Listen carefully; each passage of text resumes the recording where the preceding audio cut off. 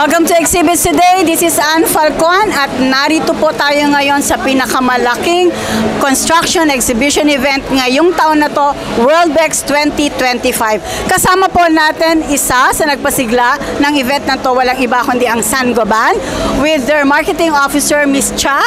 Hello, Cha. Good afternoon. Hi, everyone. Welcome to Worldbex 2025. This is our booth, our 2007 and 2008 booth of Sangoban, Philippines. Okay. And also we have here Sir Raymond. Hello, good afternoon sa lahat. Maraming salamat sa pag-visit sa aming booth, this Worldbex 2025. Yes. Cha and Raymond, pag-usapan muna natin, gaano na ba katagal sa industriya ang Sangoban? Actually, ma'am, si Sangoban is nag-start po talaga siya way back 1665 pa. So, which is more on the glass, which is glass murals po yung pinakaunang product po namin. Okay. Tapos nag-transition kayo at dito, Sangoban, Philippines na tayo ngayon. Yes. So, dito sa Sangoban, Philippines at dinala nyo dito sa Worldbex, ano ba yung mga product lines na dala natin dito ngayon sa Worldbex? Actually, as you can see, we are promoting kasi na one-stop shop na.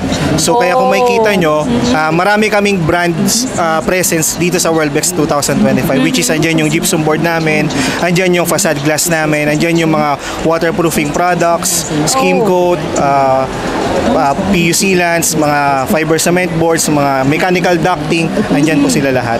So, kompleto, no? Pag pumunta sila sa booth ninyo at lahat ng kailangan nila, nandito na. Nandito na. Miss Cha, sino ba ang ating mga target markets dito sa Worldbex ngayon? Our target market, of course, yung mga ating architect, mga engineer, or any construction-related na mga potential client natin. Of course, yung mga students din natin para makilala ng husto ang Sangoban, Philippines. Okay, so Sangoban, Philippines, ano? Kanina, lahat ng tumitingin, parang may bagong santo daw. Hindi siya. Oo, pero French na French ang dating, no? Sangoban. Okay. Sangoban. So Raymond, syempre, maganda yung produkto. Nagsimula tayo, France, no? And matagal na rin sa industriya. Kumusta naman ang ating presyo? Competitive naman talaga ba sa ating market ngayon? When it comes to market po, very economical and competitive po yung pricing natin. So lumalaban talaga sa construction industry ang Sangoban, Philippines right now. Oo. Tapos, Cha, is this your first time sa Worldbex? Yes, ma'am. Actually, first time ng Sangoban, Philippines ngayon sa Worldbex. And so far, yung mga visitors naman natin, no? Madaming mga owners, so mga architects or yung mga target market talaga namin. So perfect talaga to grow yung mga connections sa industry. Yeah. So next year andito ulit tayo sa Worldbex for sure. Okay. Invite mo naman sila. Siyempre 4 days lang kasi ang Worldbex. Pero alam ko sa mga nagpunta kanina at sa mga manonood sa amin sa Exhibits Today, marami ang magiging interesado. Saan nila kayo pwedeng ma-reach, ma-contact? May warehouse ba? May showroom ba? Saan pwede? Of course, we have an office sa Pasig, Kalawaan, Pasig. So, doon din located yung warehouse namin. And then, available din kami sa website. Meron din kaming Facebook.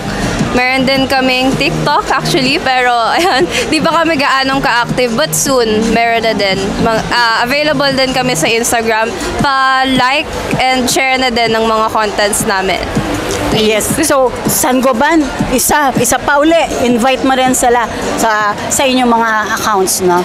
Okay, sa lahat po ng mga kapanood nito, we are inviting you sa Sangoban, Philippines. Office po namin, Kalawaan, Pasig lang. Nandun po lahat ng brands namin, products namin, and we are welcome po na ipakita po sa inyo ano pong meron sa aming company. Maraming salamat po. Ayan. Sir Raymond and Cha, thank you very much for sharing Sangoban with us, no? And congratulations, first time sa Worldbex, pero nakita natin napakaganda ng ng market presence dito ng Sangoban. No? So thank you very much again. At syempre, gusto natin pasalamatan yung partner ninyo na nagtayo ng booth ninyo ngayon.